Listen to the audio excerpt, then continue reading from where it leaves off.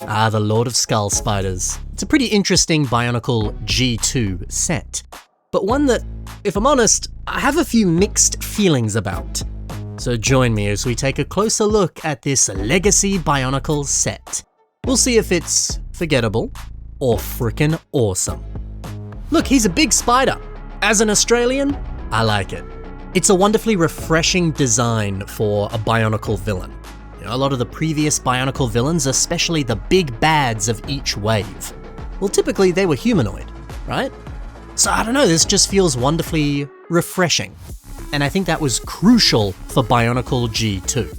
Bionicle G2 needed to capture the essence and feeling of original Bionicle, but make it feel fresh and new. Make it feel exciting. And a villain like this, I think, does it very, very well. But unfortunately, this set, well, it's a tad static. What do I mean by static? Well, you'll notice that in all of these images that I'm showing you, the toy isn't really moving. I've not really, posed it. And that's not because I was like, I don't feel like posing it. No, you can't. The toy barely moves.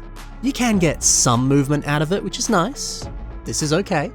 But it still feels very rigid and tame. So why do the legs not really move? Well, that's because of the play feature. Pulling on the back here, the legs, as you can see, they kind of fold together and pop out. The idea being that they grab whatever's beneath them. It's a fun idea. Although when you try to pick up a toa, it doesn't always work. But sometimes it does. And honestly, it is a good bit of fun, picking up toa, dropping them, totally encompassing the enemy with these creepy spider legs. But yeah, to activate the play feature, the set needs to be elevated, held up. The legs actually have no room to move when they're resting on the ground. It might have been cool if this play feature could work no matter how the toy is posed. And it would have been nice too if the play feature also allowed for a little bit more leg movement. Because while this is cool, it is very limiting. And I think it does affect the overall, quality and feeling of the toy. Look, I don't want to go all out and say, hey, this toy sucks, the play feature's terrible, because that's not true. This is very fun to play with and very enjoyable to just mess around with. Every time I pick up this set, I'm playing with this play feature. It's fun, but I just wish it didn't make the toy so soulless and static. But okay, enough harshing on this set. There's a lot to love about it. The trans orange mixed with black, oh baby. The printed torso element that's used for the face, seeing those fangs, those eyes. It's menacing and it's epic. And I do want to circle back to the fact that the big bad villain of this wave is, yes, a big old spider. There's something wonderfully, mythic about that. Our band of heroes has to team up and fight together to defeat a mythical beast of legend. It's like knights heading to the lair of a dragon. It feels fresh out of a fairy tale. I feel like this set adds such a wonderful, mythic feeling to Bionicle G2. I freaking love that. I also love that every G2 set in Wave 1, well, they all came with one of these skull spiders.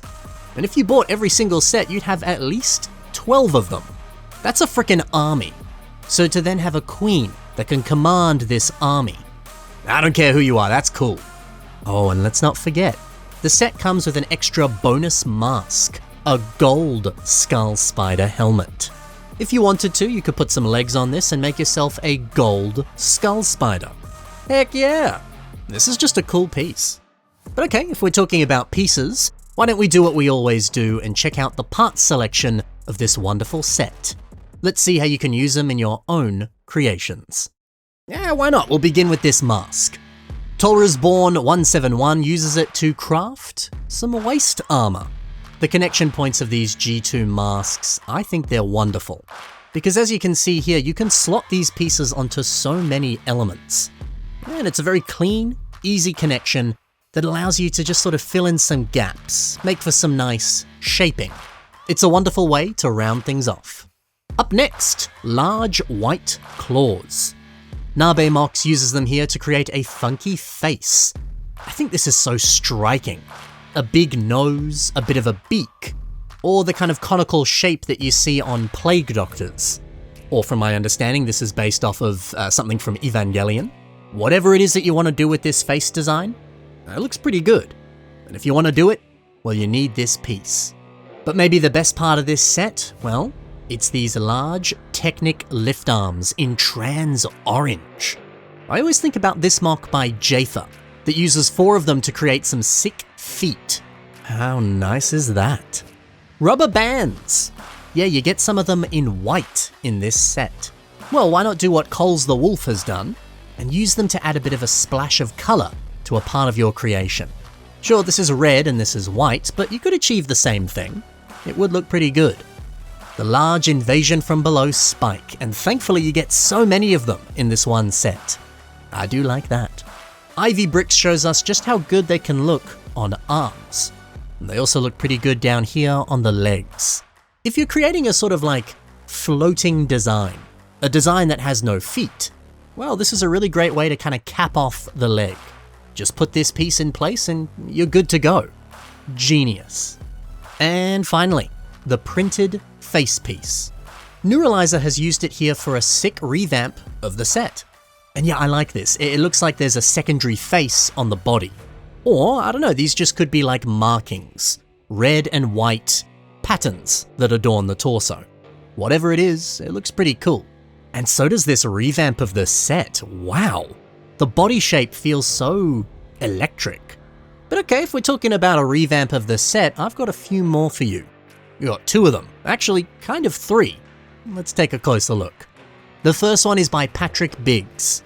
And oh my, look at these wonderfully simple spider-like legs, using CCBS armor and bones and even a few tires. It's simple, yeah, but it's elegant. And then a giant humanoid body spawning out of those legs. Oh, heck yes. I'm so glad that these are legs, and for the most part the rest of the creature, I'm glad that it's so much more posable. This is what I mean. This creation has a certain aura to it. There's an excellent level of evil. There's a feeling of impact. Looking at this, you're like, yeah, this is the big bad of Bionicle G2 Wave 1. Without that posability, it wouldn't feel as imposing. That's the importance of posability. That's the importance of posing. This pose is sick. And so are the colors. Tons of black, but just a few accents of white and gold. And so good to see that gold mask right there on the face. It's not a separate part that's, completely adjacent from the set. No, it's actually a part of the design. You almost get the feeling that the mask is like controlling this beast. Like previously it might have been just an ordinary creature, but it put on this mask and now it's turned evil. I think this is so freaking cool. And honestly, we need more MOCs with hair. These big white strands of hair, almost looking a little bit like spider webs. Nice touch. But okay, if you don't really like this body shape, and I don't know why you would think that, this is awesome, then maybe you want to stick a little closer to the original design. Then perhaps you can take some notes from Arctic Pine. They've made this set much bigger, and they've added all sorts of goodies. From the purple editions all over this, which by the way, purple, gold, and black, so nice. If anything, it reminds me of the unreleased G2 Makuta set. I actually kind of like that idea. All the big bads of every single wave of Bionicle G2. What if they each shared the same color scheme? It's fun. You kind of almost get the sense that Makuta has influenced each character. He's corrupted them, he's manipulated them, he's controlling them. And that consistent color scheme kind of lends itself to that. And then seeing the gold skull spider mask as a kind of crown on top. Mate, that's nice. Dude, what an improvement. And yeah, once again, no play feature. It is a shame to see it go, but really nice posable legs. It is a good trade-off. And okay, we got one more revamp. Although I wouldn't really call it a revamp, it's more of a sketch. This has been drawn by the Borok Lord. Oh, this is nice. So the description of this on the Reddit post says that it was their attempt to actually make the skull spider genuinely creepy, and they succeeded. Wouldn't it be sick if you built a mock based off of this? I think that'd be so cool. And I highly recommend, take a look at all sorts of artwork that isn't Lego. It's such a good way to get inspiration and ideas for your next creation. This is cool. Alright, that's my personal thoughts on the Lord of Skull Spiders. But I want to know your thoughts. What do you think of this interesting set? Do you like it? Do you hate it? Let me know in the comments below. And be sure to take a look at the links in the description, because there you can see more from the builders I featured today. Thanks for watching, everyone. Happy building, and bye for now.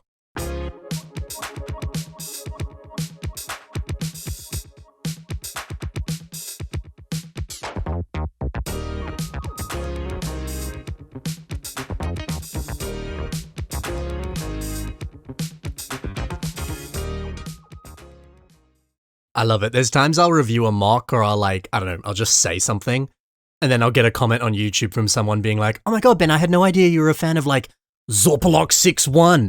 What's your favorite Gonkel? And I'm like, what? I just said words, man. I don't even know what that is. But I don't know. I triggered something. I said something that, I don't know, only niche fans of this niche thing know. But I don't know what that is. I just said words, man.